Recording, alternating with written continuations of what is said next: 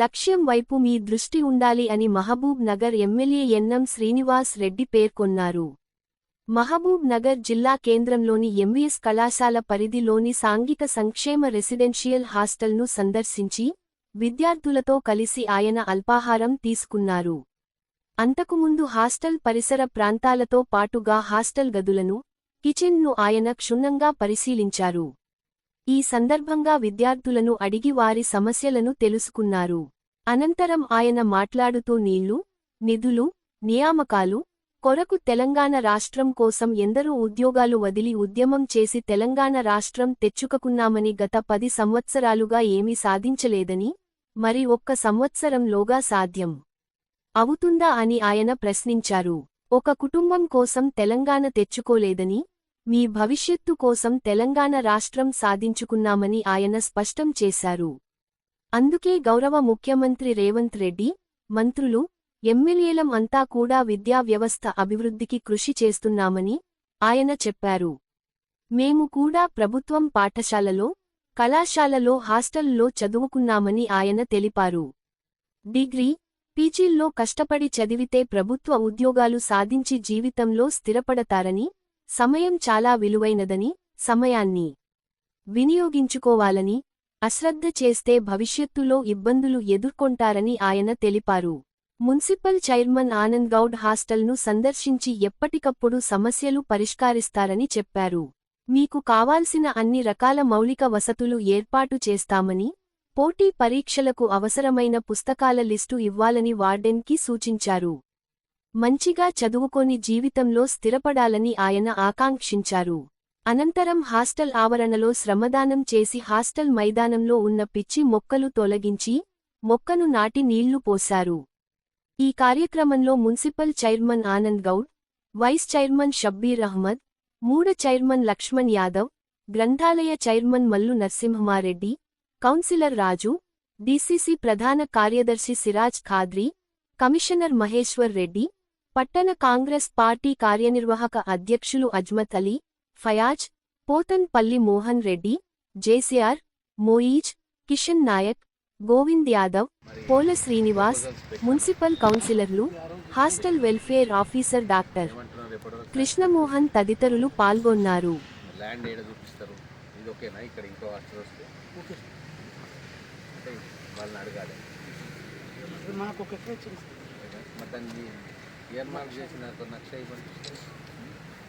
మనకి ఎక్కడెక్కడ ఉందో డెవలప్ చేసుకోవచ్చు.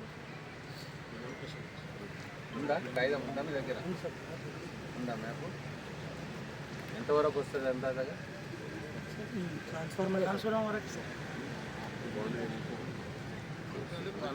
మ్యాప్ ఉంటుంది కదా, మ్యాప్తో బట్టి మ్యాప్ బట్టి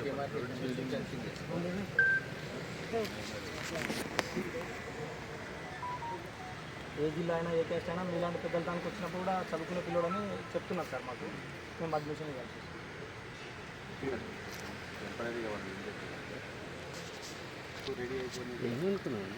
9:30 అట్లయితే సార్. ఎంతమంది ఉన్నారు? ఎన్ని టాయిలెట్స్ ఉన్నాయి? ఎన్ని టాయిలెట్స్ కావాలి? మొత్తం 3 ఉన్నాయి సార్.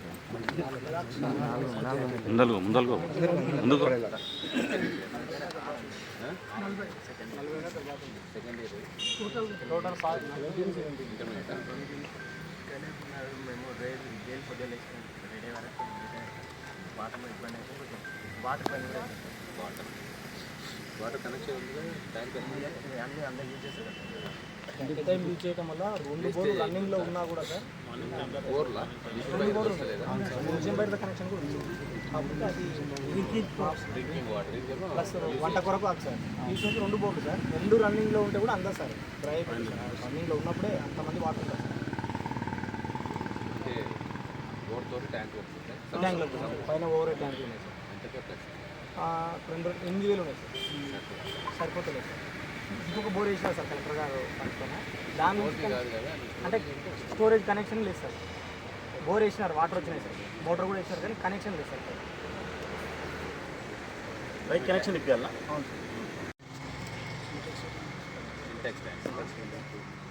దాని ఎస్టిమేషన్ ట్యాంక్స్, కనెక్షన్, ట్యాంక్స్.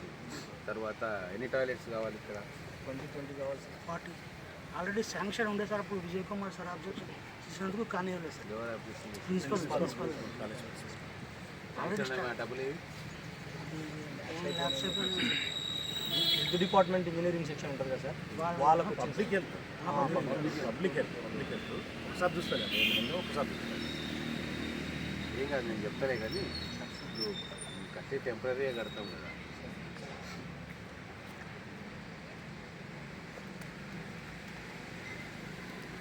ఇప్పుడు ఎంత కెపాసిటీ ఉంటే ఎంతమంది పిల్లలు ఎక్స్ట్రా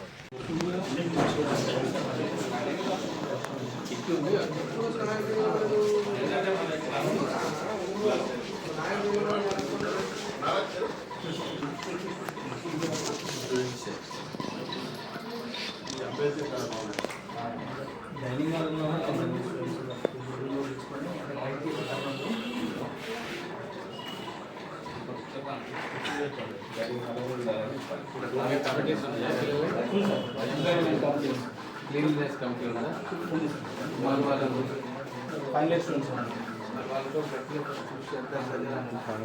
ఒకవేళ ప్రెమిసెస్ క్లీన్ ఉంచుకోకపోతే నెక్స్ట్ ఇయర్ అడ్మిషన్ క్యాన్సిల్ చేస్తామని ఉంటారు. మనం ఎంత క్లీన్ చేసినా మళ్ళీ వాళ్ళు మంచిగా ఉండకుంటే ప్రాబ్లం పాలిటెక్నిక్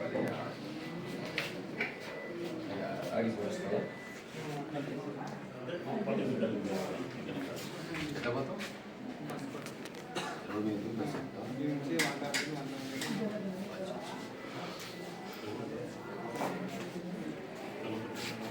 లేవు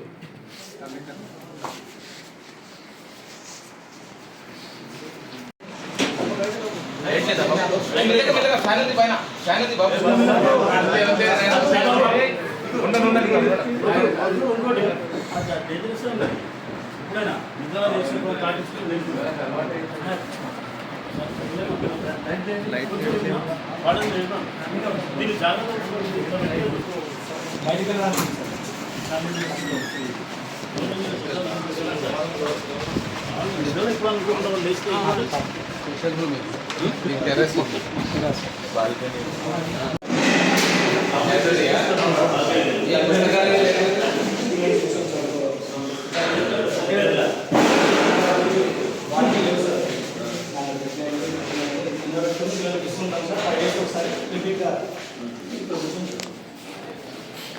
తీసుకోపోతారా పిల్లలు తీసుకోపోతారా అంటే ఇక్కడ లైబ్రరీ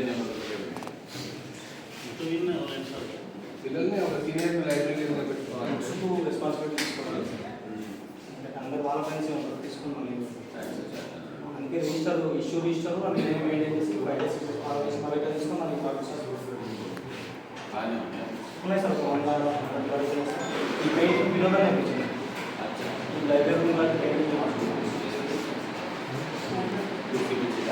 ఇవ్వలేదు సార్ అది క్లీనర్ చేయాలి కింద పెట్టుకోవాలి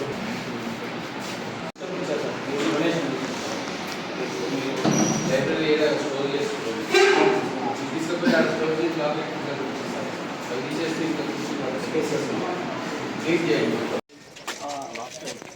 బయటకు ఇక మేమే ప్రచారం చేయాలి అది ఆటోమేటిక్గా పోతలేదు ఆ కన్సెప్ట్ అయినప్పటి నుంచి అట్లా ఉంది కానీ మొత్తం లీక్ అవుతుంది సార్ స్టోర్ చేసుకోండి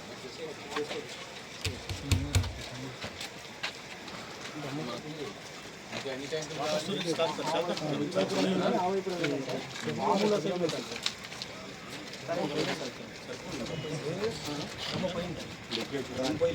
డ్రమ్ము పగిలిందంటే వాటర్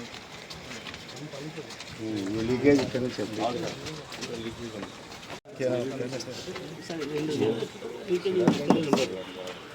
బిల్డింగ్ ఖరాబ్ అవుతుంది కదా ఏం లాభం తీసుకోలేదు ఎవరు మరి ఇంకా ఎన్ని ట్యాంకులు అదే అంటే వాళ్ళ డిస్కస్ చేసి వాటర్ మీరు అంతా వేస్ట్ చేసుకుని ఎన్ని ట్యాంకులు ఇచ్చినా ఏం లాభం వేస్ట్ చేయకపోతే సెపరేట్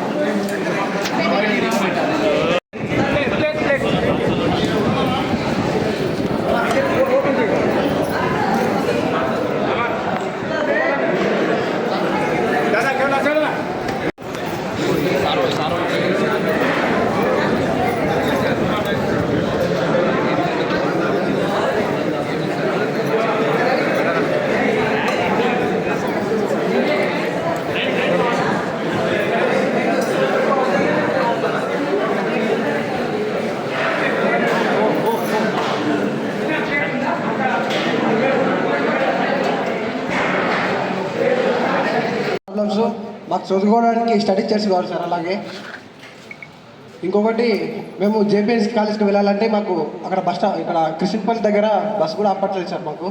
ఇంకొకటి ఏంటంటే బస్ స్టాండ్లో నారాయణపేట బస్సులు చాలా రేర్గా ఉన్నాయి సార్. అందులో పబ్లిక్ ఎక్కువ ఉంటుంది. జేపీఎన్సీ అంటే ఆ కాలేజీలో డిప్లొమా పీజీ వాళ్ళు ఉంటారు, ఇంకా బీటెక్ వాళ్ళు ఉంటారు కాబట్టి మాకు ఆ బస్సులు సరిపోవట్లేదు. మార్నింగ్ సెక్షన్లో ఒక 5 or 6 బస్సెస్ వేస్తే మాకు ఆ టైంలో మాకు కాలేజ్ ఇన్ టైంలో ఉంటాము. 10 o'clockకి 1 minute ఎక్కువైనా మాకు క్లాస్ నుంచి పనిష్మెంట్ ఇచ్చేసి రిటర్న్ వెళ్ళిపోయాను అని చెప్పేసి మాకు ఆ పనిష్మెంట్ ఇస్తారు సార్. అది కూడా జర మీరు చూస్తే బాగుంటుంది సార్. మాకు బస్సుల సౌకర్యం కూడా లేదు సార్. అంటే తక్కువ అంటే ఉన్న సారు మాకు కూడా ఇప్పటివరకు చాలా ప్రొవైడ్ చేశాడు. అంటే లైబ్రరీలో ఉన్న బుక్స్తోనే చాలా మంది అంటే అందరికి కావాలంటే ప్రొవైడ్ చేయవు సార్. అలాగే సారు వచ్చినప్పటి నుంచి అంటే నేను ఇక్కడ గత 3 years నుంచి ఉంటున్నాను సార్ ఈ హాస్టల్లో. సారు కృష్ణమోహన్ సార్ వచ్చినప్పటి నుంచి పిల్లల్లో ప్రోత్సాహం నింపడానికి చాలా కృషి చేస్తాడు సార్. అంటే కాంపిటేటివ్ ఫీల్డ్లో కానీ అలాగే రెగ్యులర్గా చేసే ఎడ్యుకేషన్లో కానీ ఫుల్ సపోర్ట్ చేస్తాడు సార్. సార్ నాతో పాటు సీనియర్స్ ఎగ్జాక్ట్ నేను 4th room సార్. నా 4th roomలోనే నాతో పాటు చదివిన విద్యార్థులు 5 members జాబ్ వచ్చేసారు. అలాగే విద్యార్థులు చదువుకోవడానికి స్టడీ చేసి ఇబ్బంది అవుతుంది సార్ ఒకటి. అలాగే లైబ్రరీ చదువుకోవట్లేదు సార్. ఎగ్జామ్ టైంలో ఎక్కువ మంది స్ట్రెంత్ ఉండడం వల్ల లైబ్రరీ ఒకటి చదువుకోవట్లేదు. రూమ్లో చదువుకోవడానికి అంటే లైట్స్ ఆఫ్ చేస్తే మిగతా విద్యార్థులకు డిస్టర్బెన్స్ అవుతుంది sir. Okay sir, thank you. ముడా చైర్మన్ లక్ష్మణ్ యాదవ్ గారు, గ్రంథాలయ చైర్మన్ నరసింహారెడ్డి గారు, మా వైస్ చైర్మన్ షబ్బీర్ అహ్మద్ గారు, మా కౌన్సిలర్ స్థానిక కౌన్సిలర్ రాజు గారు, అలాగే మున్సిపల్ కమిషనర్ గారు, డీడీ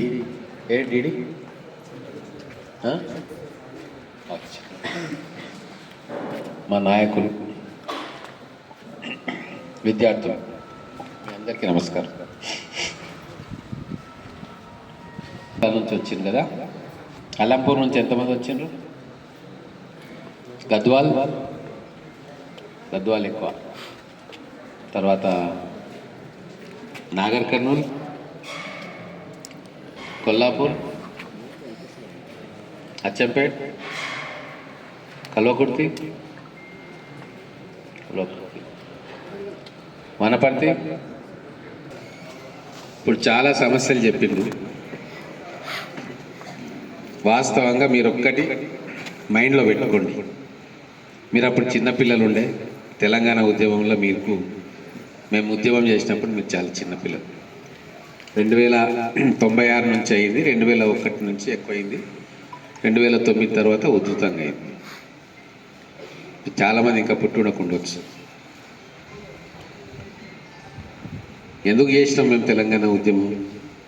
మన పిల్లల భవిష్యత్తు కోసం. మన ఉద్యోగాలు మనకే ఉండాలి, ఇక్కడ పిల్లలు చదువుకోవాలి, మన పంట పొలాలకు నీళ్లు రావాలి. నీళ్లు, నిధులు, నియామకాలు, మూడింటి కోసం ఉద్యోగం.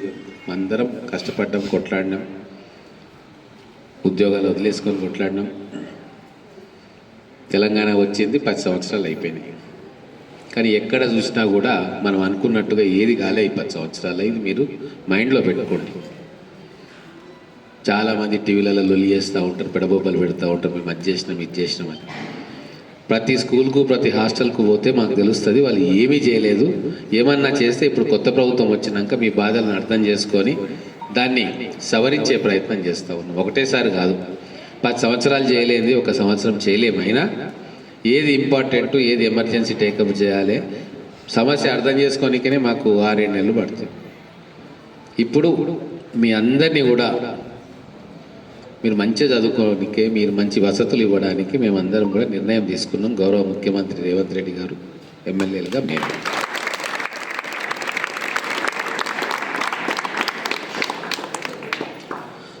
మేమంతా కూడా ఎప్పుడో ఒకప్పుడు స్కూల్స్లో చదువుకున్న వాళ్ళమే, కాలేజీలో చదువుకున్న వాళ్ళమే, హాస్టల్ చదువుకున్న వాళ్ళమే, బయటికి పోయి కూడా చదువుకున్న వాళ్ళం.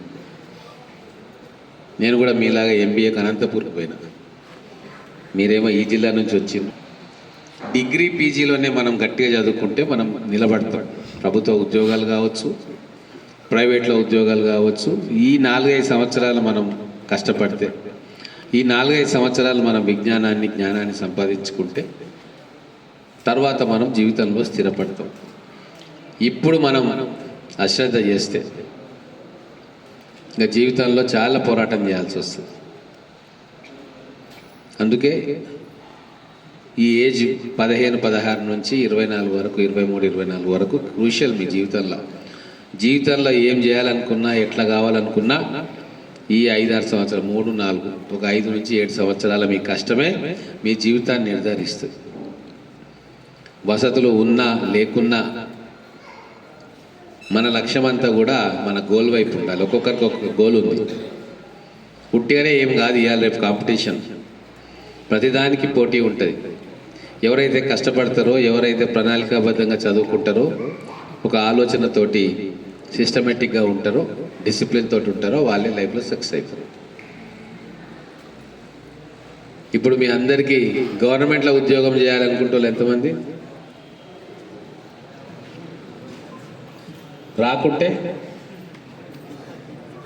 ప్రైవేట్లో ఉద్యోగం చేయాలనుకుంటే వాళ్ళు ఎంతమంది? ఏదైనా సరే మంచి ఉద్యోగం చేయాలనుకుంటే వాళ్ళు ఎంతమంది? ప్రైవేట్ కావచ్చు, గవర్నమెంట్ కావచ్చు. Very good. గవర్నమెంట్ ఇప్పుడు ఈయన ఎంతమంది ఉన్నారు? 480. పోయినసారి కానిస్టేబుల్స్ ఎంతమంది సెలెక్ట్ అయ్యారు? ఎంతమంది అపియర్ అయ్యారు? 30 మెంబర్స్లో ఎంతమంది అయ్యారు? 7 మెంబర్స్ అయ్యారు. మరి 30 మెంబర్స్కు రాలేదు కదా. ఇంకేదేంటో సెలెక్ట్ అయినరా? ఎస్ఐ 12 మందిలో ఒక్కరు. ఇంకా ఇంకేమో 6 మంది. చూసిండ్రా? మన దగ్గరనే మీకు ఇంత మంచిగా ఉండి, వాతావరణం బాగుండి, టీచర్లు ఉన్నారు, వార్డెన్లు ఉన్నారు, గవర్నమెంట్ అన్ని రకాలుగా మీ 30 మంది రాస్తే 5 మందికి 6 మందికి ఇట్లా వస్తున్నాయి జాబ్స్. కాబట్టి ఖచ్చితంగా గవర్నమెంట్ జాబ్స్ అనేది 1%, 2% మొత్తం వచ్చేది. మిగతా అంతా కూడా మనం బయటి ప్రపంచంలో మన కాళ్ళ మీద మనం నిలబడడానికి ప్రైవేట్ సంస్థలు కావచ్చు, మనం సొంతంగా ఏమన్నా చేసుకున్నా దీంతోటే ఉపాధి దొరుకుతుంది. దానికి మనం ఏం చేయాలి? మనం ఇప్పుడు చదువుకునేది కాకుండా ఎక్స్ట్రా స్కిల్స్ కూడా మనం నేర్చుకోవాలి. కంప్యూటర్లో నిష్ణాతులు కావాలి, లేకుంటే ఇంకేదైనా మీకు ఇంట్రెస్ట్ ఉన్న ట్రేడ్లో కావాలి. అందుకే ప్రభుత్వాలు కూడా ఇప్పుడు చదువుతో పాటు స్కిల్ డెవలప్మెంట్ అనేది చాలా ఇంపార్టెంట్గా మీలాంటి పిల్లల కోసం తీసుకొస్తున్నాం. ఓ స్కిల్ యూనివర్సిటీ పెడుతున్నాం. మన మహబూబ్నగర్ పట్టణంలో 5-6 ట్రైనింగ్ సెంటర్స్ నేను వచ్చినాక స్టార్ట్ చేస్తున్నాం. ఇప్పటికీ 3 అయినాయి, ఇంకా 4-5 అవుతాయి. యూత్ ఈరోజు ఎప్పుడు కూడా చదువుతో పాటు అడిషనల్ స్కిల్స్, మీకు ఇంట్రెస్ట్ ఉన్న సబ్జెక్టా లేకుంటే డిమాండ్ ఉన్న సబ్జెక్టా, స్కిల్ అది నేర్చుకోవాల్సిందే. లేకుంటే మనుగడ లేదు. 10 ఏళ్ళు 15 ఏళ్ళు మేము ఉద్యోగాలు రాక కూర్చున్నాం సార్ అంటే నువ్వు ముసలోని అయిపోతావు. అప్పటికి ఎల్లావా? ఎన్ని ఉద్యోగాలు ఉన్నాయి మొత్తం స్టేట్లో? మ్యాక్సిమం వస్తే 3 లక్షలు, 4 లక్షలు, 5 లక్షల ఉద్యోగాలే ఉంటాయి ప్రభుత్వంలో. మరి రాసే పిల్లలు ఎంతమంది ఉంటారు? 30 లక్షల మంది ఉంటారు, 40 లక్షల మంది ఉంటారు, పెరుగుతూ ఉంటాయి. కాబట్టి మీ ఆలోచనలు కూడా ప్రపంచంలో ఏమేమి జరుగుతూ ఉంది, మేము ఎట్లా ఉండాలి అనే దాని మీద ఎక్కువ ఉండాలి. ఇప్పుడు మీరు ప్రయత్నం చేస్తారు, కష్టపడతారు. దాంట్లో కొంతమందికి వస్తుంది, 5% మందికి వస్తుంది, మిగతా రాదు. మరి ఆ 95% మంది ఏం చేయాలనేది కూడా ఒక ఆలోచనతో ఉండాలి. ఇప్పుడు నేను కొన్ని రూమ్స్లో పోయి చూసిన, కొన్ని రూమ్స్ ఏమో చాలా క్లీన్గా ఉన్నాయి, కొన్ని రూమ్స్ ఏమో చాలా డర్టీగా ఉన్నాయి. అక్కడే తెలిసిపోతుంది శ్రద్ధ ఎవరికి ఉంది, శ్రద్ధ ఎవరికి లేదు. ఎవరైతే వాళ్ళ రూమ్స్ అన్నిటినీ క్లీన్ పెట్టుకొని ఉన్న కాడికి బట్టలు అన్నీ కూడా షెల్ఫ్లలో పెట్టుకొని ఒక డిసిప్లిన్ లైఫ్ తోటి ఉంటారో వాళ్ళకు సక్సెస్ అయ్యే ఛాన్స్ ఎక్కువ ఉంటుంది. కాబట్టి మీరు జాగ్రత్తగా ఆలోచించండి. మన పరిసరాలను క్లీన్ చేసుకోవాలి, మన రూమ్స్ని కూడా క్లీన్ పెట్టుకోవాలి. నేను చెప్పేది కరెక్టా కాదా? కరెక్టేనా? మరి ఇప్పటి నుంచి అందరు రూమ్స్ క్లీన్ పెట్టుకుంటారా? మీ హాస్టల్కు ఇంకా ఎన్ని ఉన్నాయి? ఈ ఎస్సీ హాస్టల్స్ ఈ సంఖ్యలో ఉన్నాయి ఎన్ని ఉన్నాయి? బాయ్స్ హాస్టల్తో ఒకటి ఉంది సార్, గర్ల్స్ హాస్టల్స్ 3 ఉన్నాయి సార్. గర్ల్స్ 3 ఉన్నాయి, బాయ్స్ ఒకటేనా? ఇంకొకటి ఉంది సార్, శాశ్వత ప్రైవేట్ బిల్డింగ్. సరే, మీ హాస్టల్కు మా నుంచి ఒకరు పర్మనెంట్గా వచ్చి చూడడానికి మా దగ్గర నుంచి ముడా చైర్మన్ గారు మీరు తీసుకుంటారా బాధ్యత?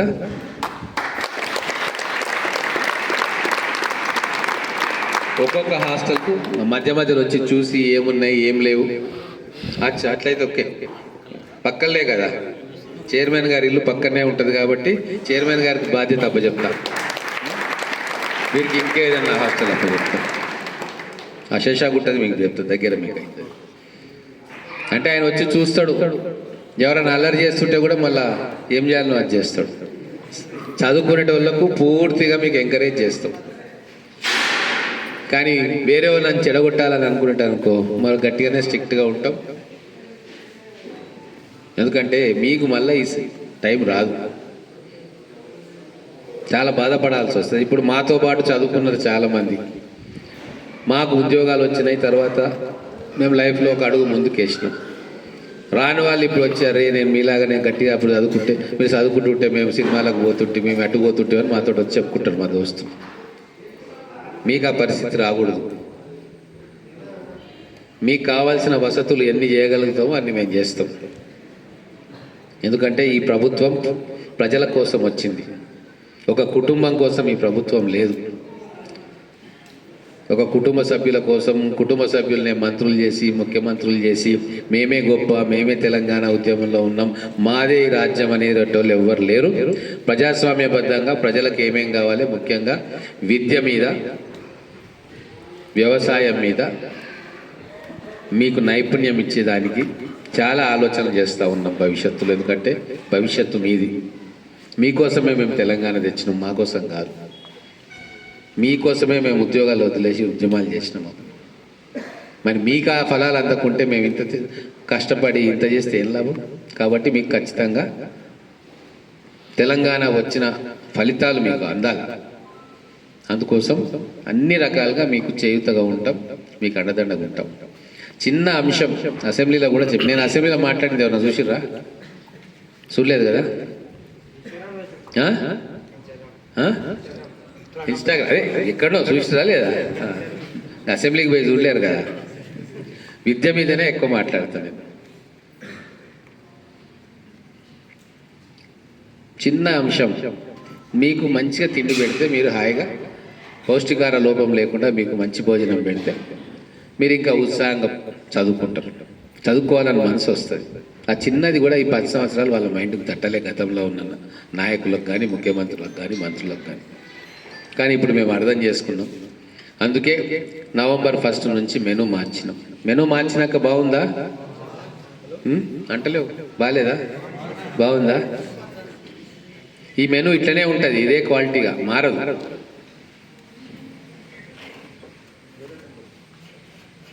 గతంలో క్వాలిటీ చెక్ లేక కొన్ని ఇబ్బందులు వచ్చినాయి. సరే, వాటి అన్నిటిని మెల్లగా అధిగమిస్తూ ఉన్నాం. ఇప్పటి నుంచి మంచి మెనూ మీకు అందుబాటులో ఉంటుంది. అలాగే చాలా అంశాలు చెప్పింది కదా. హైమాస్ లైట్లు పెట్టిస్తున్నాము, ఆరో ప్లాంట్ పెట్టిస్తున్నాము, వాటర్ స్టోరేజ్ ట్యాంకు ఎస్టిమేషన్స్ ఇస్తే ఎంత కావాలనో చెప్తే అది కూడా పెట్టిస్తాం. ఈ కంపౌండ్ వాల్ అనేది ఇప్పుడు మనకు డిగ్రీ కాలేజ్ వాళ్ళు ఇయర్ మార్క్ చేసి ఇవ్వాలి. మీరు పోయి మాట్లాడండి ప్రిన్సిపల్ గారితో, మా ఏరియా ఎంత డీడీ గారిని తీసుకొని 1 acre అని వారు అన్నారు. మరి 1 acre ఇచ్చిందా, డాక్యుమెంట్ ఉందా, ఓవరాల్గా అనుకున్నారా, మార్కింగ్ చేస్తే అప్పుడు మనది మనం ఏం చేయొచ్చు అనేది ఆలోచించవచ్చు. మార్కింగ్ చేయండి మనం చేస్తే మళ్ళీ వాళ్ళు వచ్చి ఇది నాదంటారు, అది ప్రాబ్లం అవుతుంది. తర్వాత ఈ మెష్ ఎన్ని రూమ్స్ ఉన్నాయి మొత్తం? 24 లివింగ్ రూమ్స్ సార్, రిమైనింగ్ ఒక 3 సార్, మొత్తం 27 రూమ్స్. మొత్తం మెష్ కూడా మనం ఎస్టిమేషన్ చేపిద్దాం. పెడస్టల్ ఫ్యాన్స్ కూడా రూమ్కి ఒకటి కావాలా, రూమ్కు 2. సో అవి కూడా మొత్తం ఎన్ని రూమ్స్ ఉన్నాయి, ఎంత రిక్వైర్మెంట్ ఉంది. టాయిలెట్స్ ఎన్ని కావాలన్నారు? 20. దానికి మరి ఎస్టిమేషన్ వేపియండి, ఎక్కడ ప్లేస్ చేసుకుంటారట ఇట.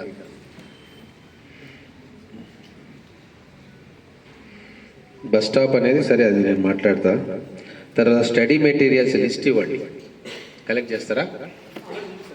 లిస్ట్ మొత్తం ఇస్తే, మొత్తం ఎంత ఉందో ఏందో ఇస్తే ఆ ర్యాక్స్ అన్ని కిందికి పెట్టుకోండి, అక్కడ ర్యాక్స్కి ఉపయోగం లేదు.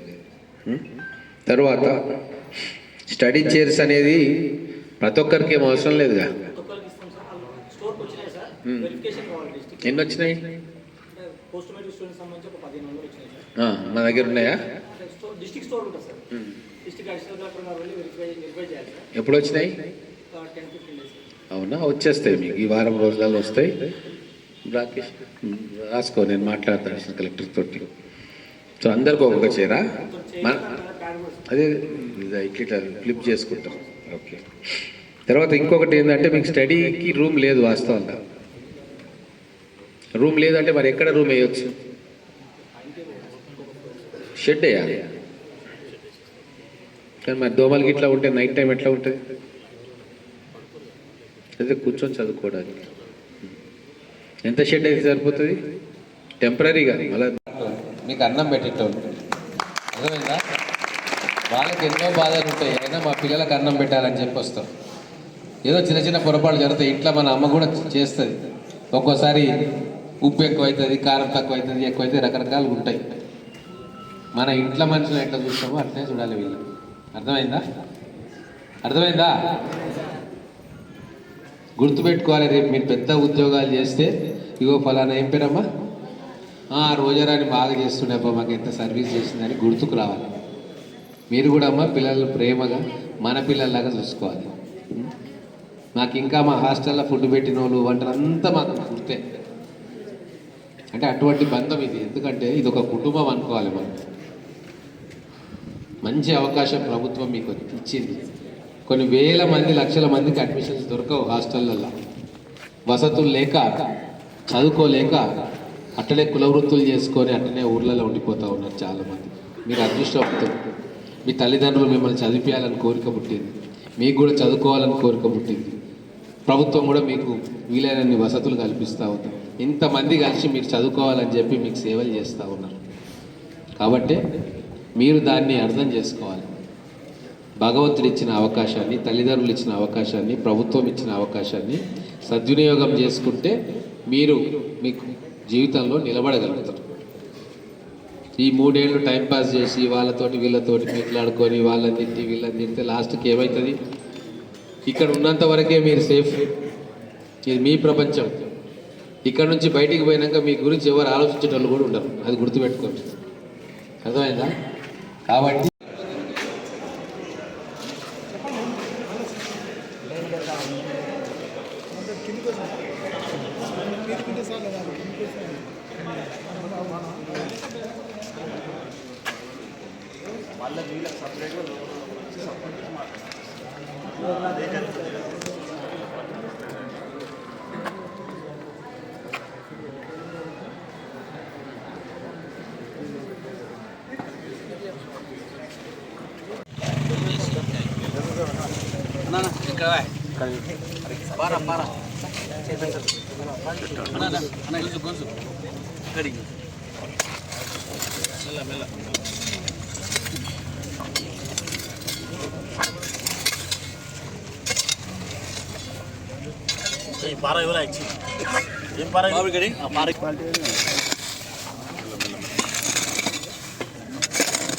మున్సిపాలిటీ ఫారాలు ఉంటాయి.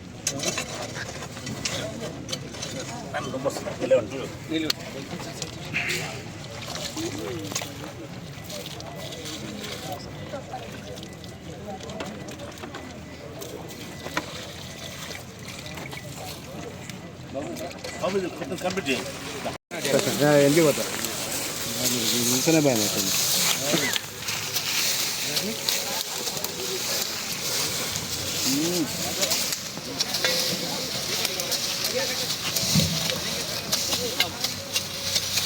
ఏమైనా సార్ గడ్డ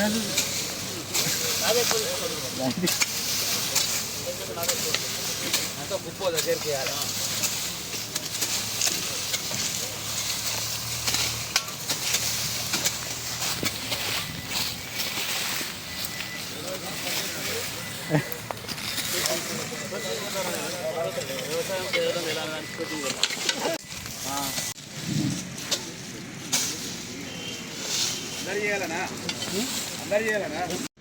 అనుకున్నట్టుగా రామరెడ్డిగూడెం బాలికల పాఠశాలలో శ్రమదానం చేసినాం.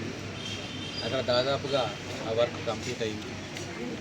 అలాగే ఈరోజు ఈ ఆదివారం సోషల్ వెల్ఫేర్ సంబంధించిన ఎస్సీ కాలేజ్ హాస్టల్ను విజిట్ చేయడం, ఇక్కడ శ్రమదానం చేసి కాలేజ్ హాస్టల్ పరిస్థితి మొత్తం కూడా విద్యార్థుల నుంచి హాస్టల్ వార్డెన్ నుంచి తీసుకోవడం జరిగింది.